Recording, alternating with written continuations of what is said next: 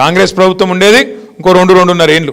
అటెనక మళ్ళీ వచ్చేది మన ప్రభుత్వమే. మీకు తెలుసు, నాకు తెలుసు, రేవంత్ రెడ్డికి కూడా తెలుసు. ఎందుకంటే ప్రజలు ఎదురు చూస్తూ ఉన్నారు. ఇది ఎందుకు చెప్తున్నా మీకు ముఖ్యంగా అంటే, మీరు ఇప్పుడు గెలిచింది 5 ఏళ్ల కోసం గెలిచినారు. ఇప్పుడు ఈ కాంగ్రెస్లో ఉండేది 2-2.5 ఏళ్ళే. అటెనక లాస్ట్ 2.5 ఏళ్ళు మళ్ళీ కేసీఆర్ గారి ప్రభుత్వంలో మీరు ఉంటారు. కాబట్టి నేను ఏం చెప్తున్నా అంటే, మీరు అందరూ ఊళ్ళలో మాట ఇచ్చి ఉంటారు, నేను ఇది చేస్తా అది చేస్తా అని.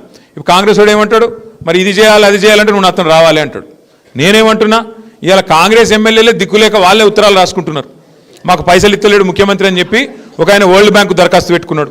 ఇంకొక ఆయనేమో నాకు పైసలు ఇవ్వయా మహానుభావ అని చెప్పి బహిరంగ వేదికల మీద దండం పెడుతున్నాడు. కాబట్టి ఎమ్మెల్యేలకే దిక్కు లేదు.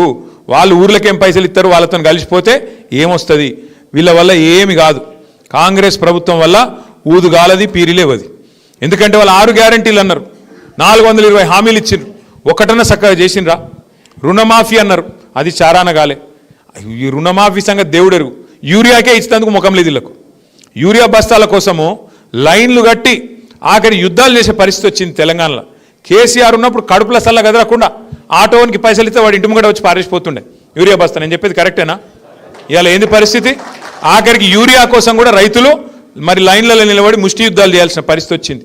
మొన్న పోయినసారి తన్నుకున్నారు, ఈసారి కూడా అదే పరిస్థితి ఉన్నది.